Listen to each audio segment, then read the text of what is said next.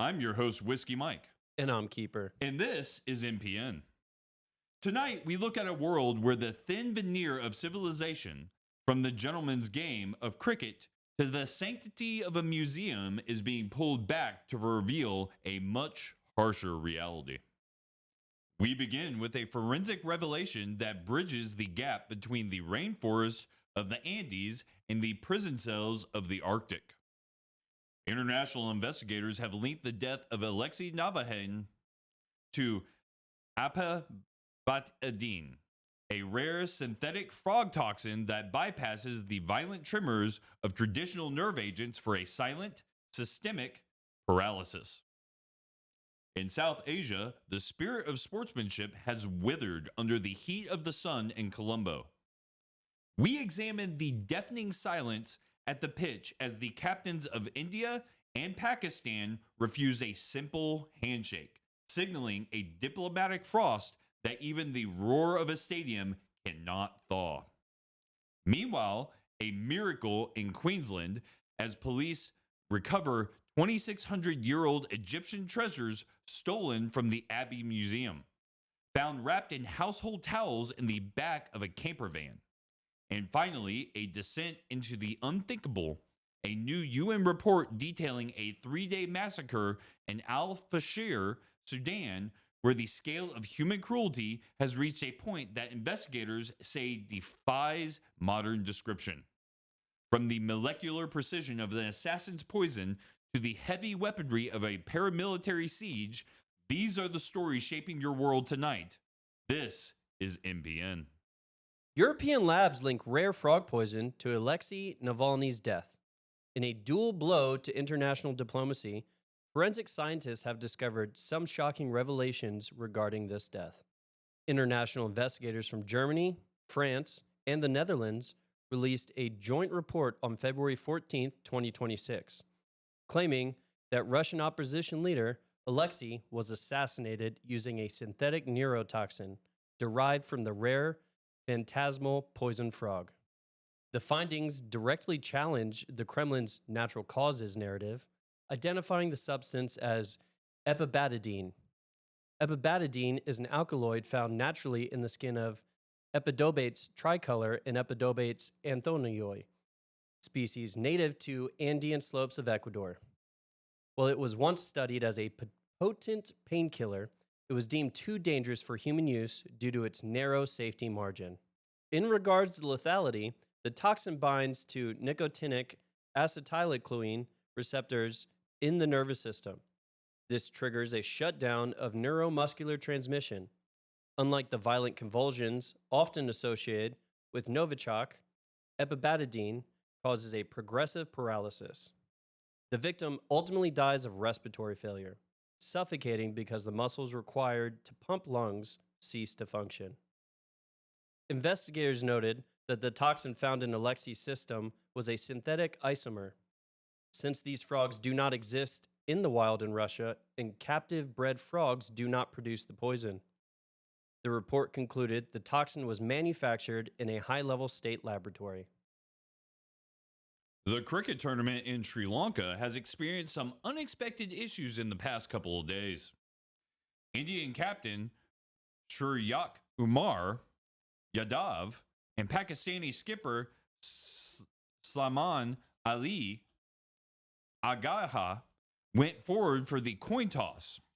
However, when the time for the handshake came to pass, both team captains seemed to be in opposition of acknowledging the other team. The refusal follows a directive from the Indian Ministry of Sports, citing ongoing tensions and the 2025 border escalations. While the crowd in Colombo remained electric, the silence between the captains was described by commentators as deafening.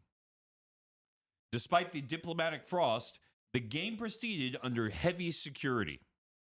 Pakistan won the toss and elected to bowl, but the no-handshake policy has sparked a fierce debate over whether politics should be allowed to dictate the happenings of this gentleman's game.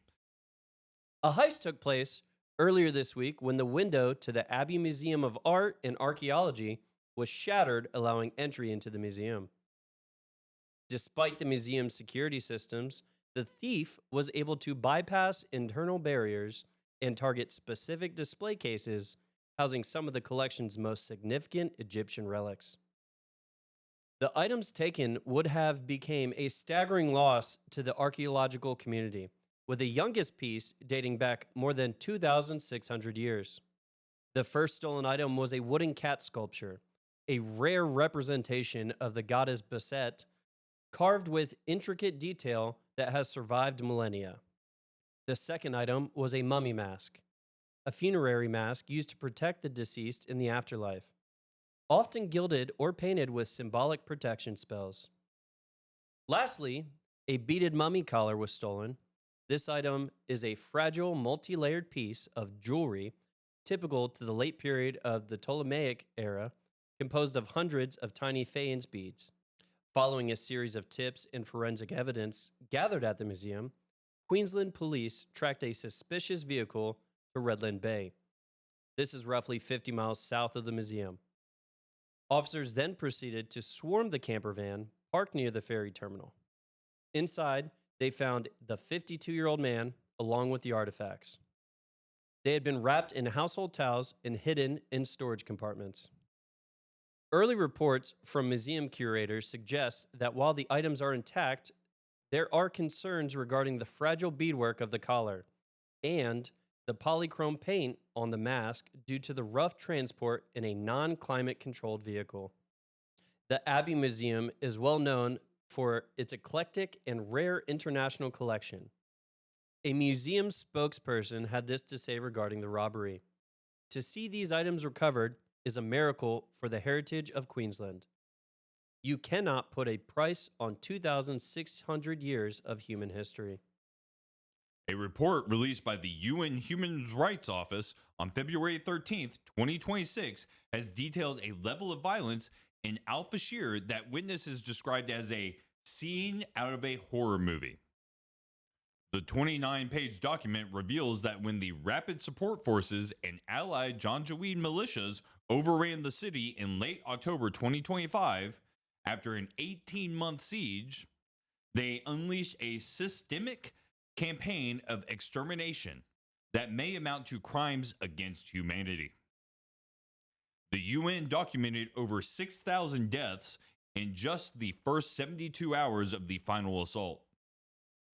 In one of the most horrific documented incidents, RSF fighters reportedly used heavy weaponry to fire into a crowd of 1,000 people sheltering in the Al-Rashid dormitory at Al-Fasher University.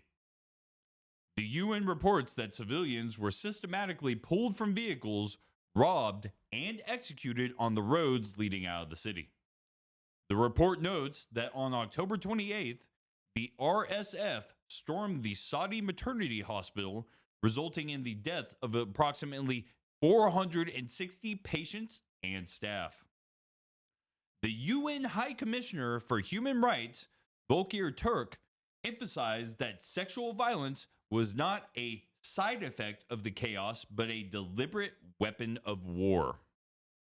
Unlike many historical massacres where evidence is hidden, the RSF and Janjaweed have noted for a cultural impunity where fighters record their own atrocities. Verified footage shows RSF fighters celebrating in front of the Faculty of Medical Laboratory Science while bodies lay scattered behind them. Some pro-RSF accounts have even used AI-generated imagery to glorify specific commanders involved in the executions, treating the violence as a point of pride rather than a crime to be concealed. Tonight's reports serve as a sobering reminder that whether it is a single vial of synthetic toxin or the heavy artillery leveled against a city like Al Fasher, the tools of destruction are becoming increasingly specialized and increasingly bold. As we look ahead, the repercussions of these stories will continue to ripple. We will monitor the International Criminal Court, specifically in Hague, as it moves towards arrest warrants for war crimes in Sudan. We will also follow the recovery of the Abbey Museum antiques as the curators work to undo the damage of a climate controlled nightmare. The cricketing world, too, must now grapple with whether the gentleman's game can survive an era where the boundary rope is no longer enough to keep politics off the field. As always, the gap between the rhetoric we hear and the reality we live remains a space where the true story is found. For all of us here at the NPN Newsroom, thank you for your time and your trust. I'm Whiskey Mike. And I'm Keeper. Stay safe, stay informed, and we'll see you back here for our next news segment. Good night.